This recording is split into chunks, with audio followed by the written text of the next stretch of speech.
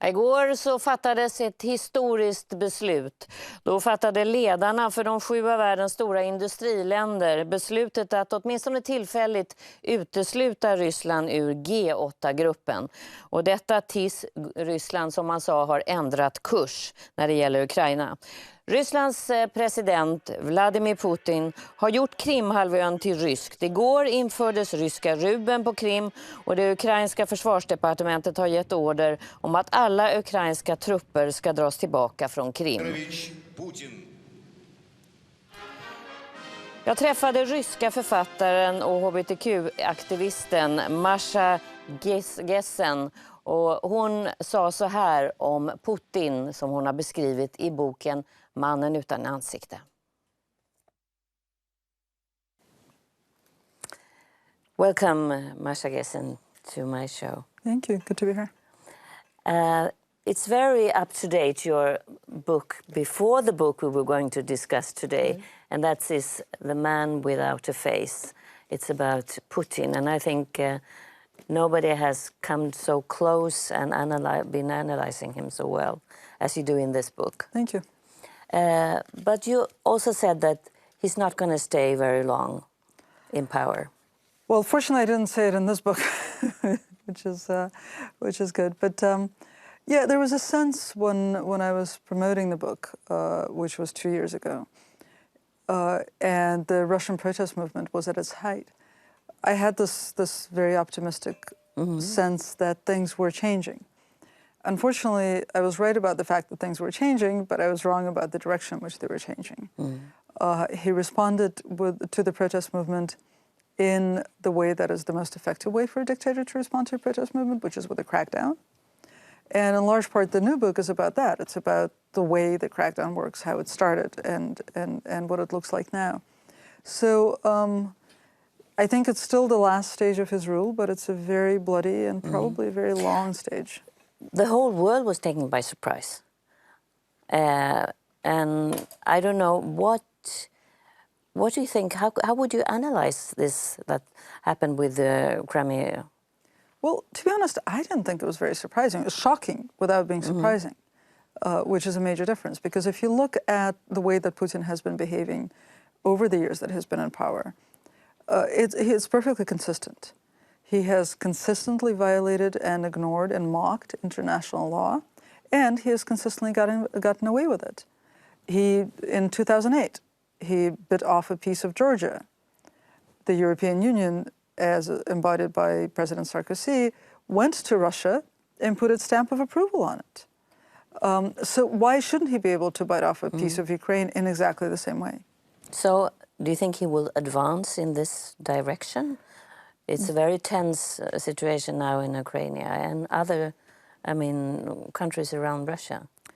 Yes, I think he will advance in this direction. He will not necessarily advance into Ukraine. It's very difficult what he's going to do because he doesn't know himself what he's going to do. What do you mean by that?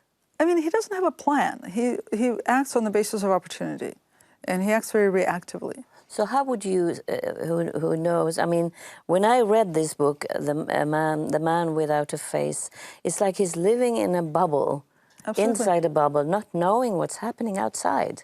How would you describe that he's just acting without having a plan? Well, there's a difference between having a mission and having a plan. He feels that he has a mission. The mission has become very well articulated in the last year or so. It's a civilizational mission to build Russia up as the traditional values capital of the world, to become the center of resistance to Western tolerance, to reclaim what he believes are traditional Russian lands. That's a mission. That's not a plan. There isn't a step 2 that comes after step 1. If he sees an opportunity, he'll take an opportunity. Crimea was an opportunity. There's no way that he knew even a week before he invaded Crimea that that's what he was going to do, because he didn't know that the protesters were going to win in Ukraine. But once that happened, first of all, his fear was great, that this was a portent of things to come in Russia. Second of all, his anger was great, because he felt like his own thing, his own Ukraine is being taken away from him. And third, he saw an opportunity. There was no way Ukraine was going to resist, and there's no way that the world is going to stop him. When you put that title, A Man Without a Face, what did you mean for people who hasn't read the book? Right. Well, people who haven't read the book should read the book. I know, but maybe we can get them to read it when we talk about it. What I describe, actually, in some detail in the book is how he came to be president and what happened. He was nobody. He was not exactly nobody. He had worked in the KGB his entire life. So he didn't have a public record. He didn't have a public face. He got to create his own public face as he became president, which is very unusual. I mean, I think it's the only time in the history, certainly in recent history and for the world, that that has happened. But also what I meant was that he was handpicked by President Yeltsin, who at the time in 1999 felt embattled, felt like he had no one to turn to, had a very real and well-founded fear that if the opposition came to power after he was gone, he would be prosecuted. So he needed to find somebody who he thought he could manipulate and somebody who could guarantee him immunity from prosecution. He was right about the immunity, he wasn't right about the manipulation. But he was picking out from a lineup of faceless bureaucrats, and he picked Putin.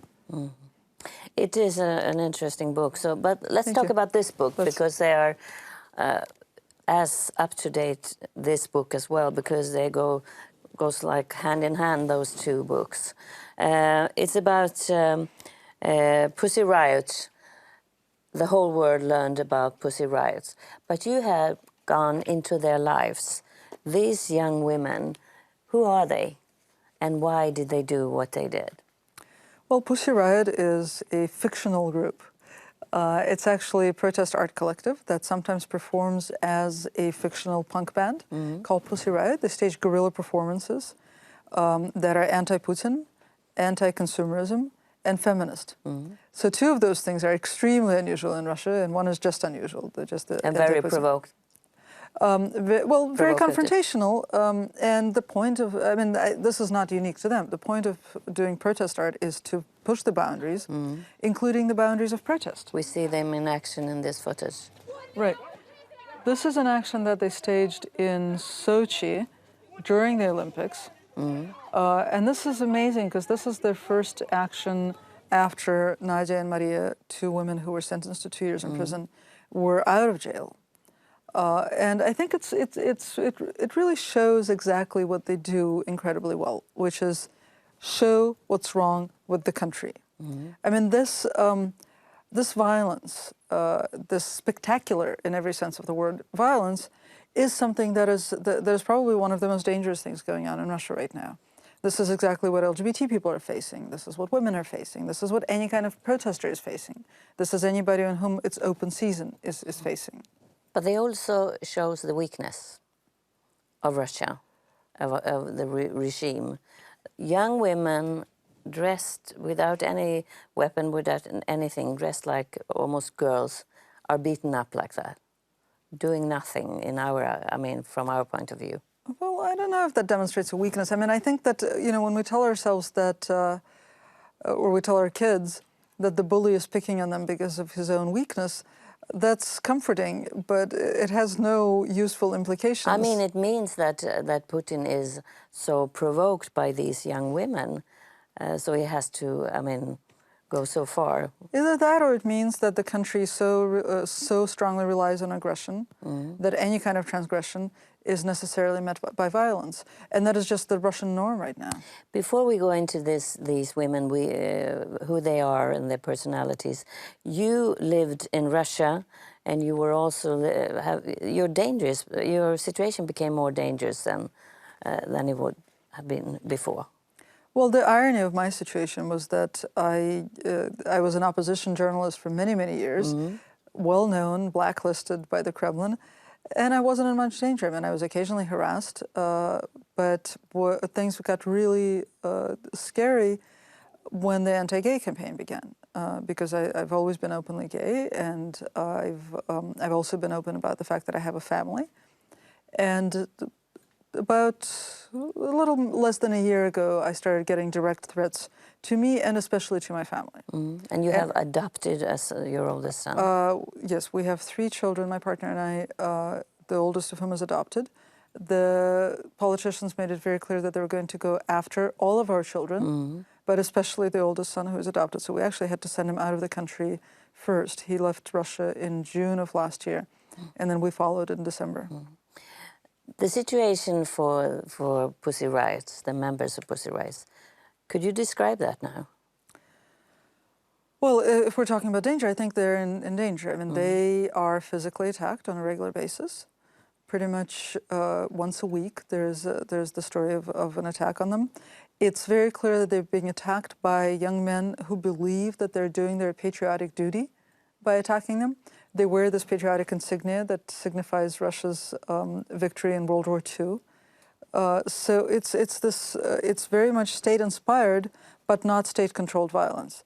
And I think that the biggest danger facing them right now is not even going back to jail. It's being victims of extreme violence. So they are very, very brave in what they are doing. How long will do you think they will, been doing this? Because it's really dangerous what they are doing. Well, they're not going to stop. So, and there are coming others after them? I'm sorry? Are there coming others taking over if they go to jail? No. No, they're unique. I mean, they are, in fact, I think they're sort of the first dissidents of the Putin era. And what I mean by that is outstanding individual actors who act on behalf of other individuals by giving voice to them, by publicizing their plight and attracting enough attention to them to save them, basically. Because what they've been doing since they came out of jail in late December is working on prisoners' rights. That's their biggest issue right now. And they have been attracting attention to individual cases of abuse in Russian prisons. So in that particular mold, there isn't somebody else who takes your place. They have unique access to world media. They have a unique voice of moral authority. And I'm afraid that the regime is quite aware of the fact that if they're silenced, there won't be somebody else who will have that kind of access and that kind of voice. What do people in Russia think about him? Well, people in Russia fall into two categories. One is most of the country, about probably 98% of the country, which gets its information from state television, which has been controlled by the state since 2001. So that's a whole generation of people who've never seen an alternative point of view. They think that they're hooligans who went into a church and defecated. And then there's a very small minority of people who get their information from the dwindling and just incredibly shrinking, almost into non-existence, independent media, who I think often have complicated emotions about them because they're not necessarily comfortable with how far they push the boundaries of protest, but are terrified and outraged by the way that the regime has treated them. What will happen, do you think? What will happen to Nadia and Maria? To them, yeah. I don't want to make predictions. Are they protected by the attention they have gotten in the world? I think they're protected to an extent from going to jail or at least from being killed in jail. I think that the attention that they got during the trial kept their sentences relatively short because other peaceful protesters that we have seen sentenced since then have gotten much longer sentences of 2.5, 3, 4 years. So I think the world's attention also kept them alive in prison, although they face some fairly dangerous situations. But the world's attention cannot save them from thugs, and that's what I'm most worried about, are these young men who think that they will be heroes if they do something to these women. And there are so many others that are in danger right now. Being a homosexual today in Russia is really to live a dangerous life. Yes, and I think that's a very good point, that the anti-gay legislation that has received a lot of attention in the West is actually a very small part of a large campaign, the point of which is to incite violence. And that's been its biggest effect, is people getting attacked in the streets, people getting attacked during protests, people getting attacked in gay and lesbian gathering places. It is truly dangerous to just be a gay or lesbian person in Russia.